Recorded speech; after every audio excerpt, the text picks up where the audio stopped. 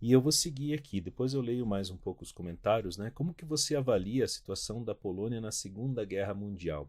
E eu, quando separei essa pergunta para você, eu fiquei lembrando, né, daquele acordo que teve lá entre a Alemanha, né, e ali a União Soviética, né, e o Stalin, né, e o Hitler, né, de dividir a Polônia. E, foi uma sacanagem, né?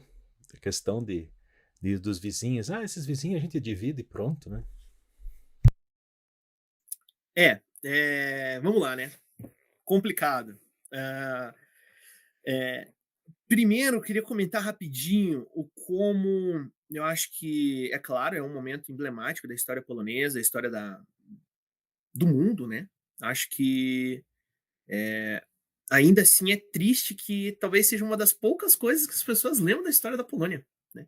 Lembram da invasão da Polônia, porque é um momento emblemático que marca o início da Segunda Guerra Mundial na Europa.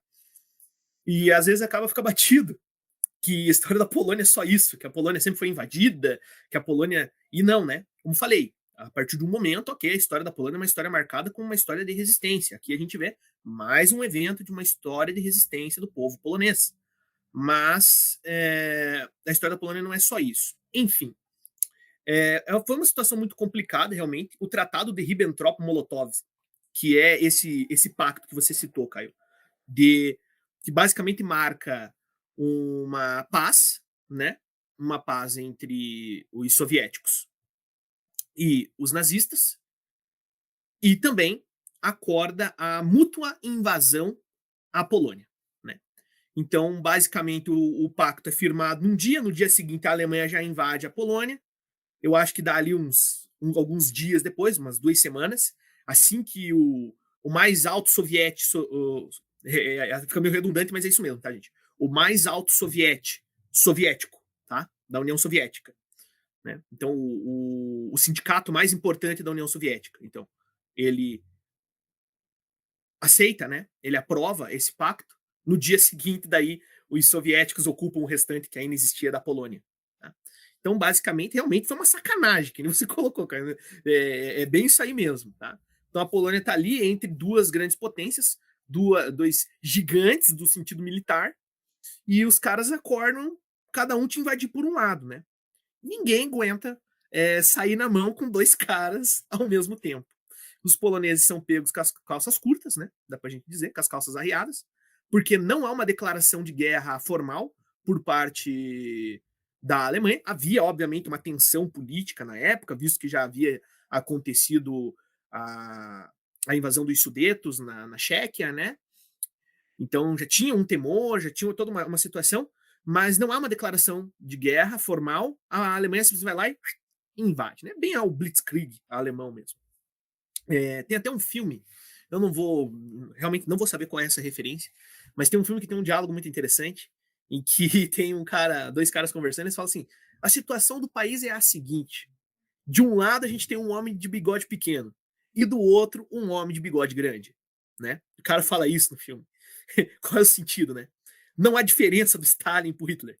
São duas figuras maléficas pro Estado polonês, e a gente não deve confiar em nenhuma das duas, porque a discussão que se criava ali na cena era: qual dos dois é confiável, né? Qual dos dois é confiável? A gente tem que lembrar também que o Hitler até um certo tempo gozava de muito respeito, né? Como líder alemão.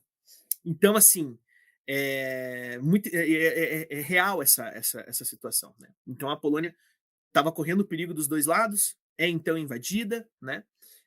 Cerca de 25% da população polonesa vai falecer, né?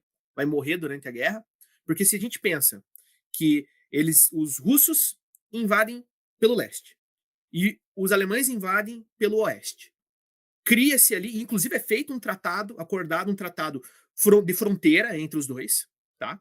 O que deixa a coisa ainda mais feia, né? Então, não só invadiram juntos, eles depois acordam aonde o que é de quem, para ficar bem delimitado. Então, tem um acordo fronteiriço. Depois até fazem um acordo comercial depois. Pois bem, se essas duas nações se encontram ali, e a gente sabe, pelo conhecimento que nós temos de história do mundo, que a União Soviética vai descambar para o lado inimigo dos nazistas. Eles vão lutar um contra o outro. Então fica claro que a Polônia vai virar um dos palcos dessa guerra. Então a Polônia é um dos países, se não o mais, tá? Isso também é um pouco discutível, mas hoje é o mais colocado. Foi o país que mais sofreu, que mais foi destruído, tá? Pela Segunda Guerra Mundial, foi a Polônia. Foi a que mais teve perdas populacionais. É, não querendo aqui fazer diferenciação entre poloneses, judeus, ciganos, né? A gente está levando em consideração todo mundo que vivia dentro do Estado polonês até então, como população polonesa, considerando-os então assim, o que vai ter a maior perda, vai ser o Estado polonês. Tá? Então, esse o panorama. E, para fechar, eu acho que existe um evento que acontece na Segunda Guerra Mundial que talvez seja um momento mais emblemático, tragicamente emblemático, do que a realidade polonesa na Segunda Guerra, que é o massacre de Katyn. Né? Katyn é uma floresta que fica lá na. Acho que é Rússia ou Belarus, ou acho que é Rússia, né? É próximo de Smolensk, se não me engano. E lá foram executados vários soldados poloneses, alguns civis também, que tinham sido feitos prisioneiros. Tá? Essas pessoas, como para suas famílias, é como se sumissem do mapa, simplesmente somem. Né? E são mortos, então, pelos soviéticos. Depois isso foi aberto, né? Isso aí era um cold case, né? Era um top secret. Né? Inclusive para não abalar as relações posteriores à Segunda Guerra Mundial, em que Polônia e União Soviética são aliados, né? Mas isso é aberto depois, que realmente foram os soviéticos que fizeram esse massacre, mataram essas pessoas, colocaram-os todos numa vala comum, no meio da floresta lá. Mas o fato é que depois começa a se usar o massacre de Katyn, o sumiço dessas pessoas, como uma política antissoviética, como uma política antinazista dentro da Polônia. Tá? Então, é por isso que eu digo que é um momento tão emblemático. São os poloneses sofrendo, mais uma vez, com a total falta de ética, de moral, desses dois países, que é a União Soviética e que é a Alemanha nazista nesse tempo.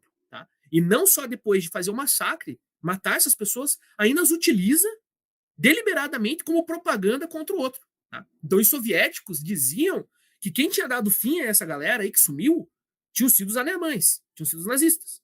E os nazistas faziam propagandismo de que tinham sido os soviéticos. Tá? Então, por muito tempo, realmente não se sabia. O que aconteceu com essa galera que sumiu? Para onde esse povo foi? Porque foram feitos prisioneiros aqui, foram levados de trem para não sei onde, daí dizem que foram levados para lá para não sei que lugar.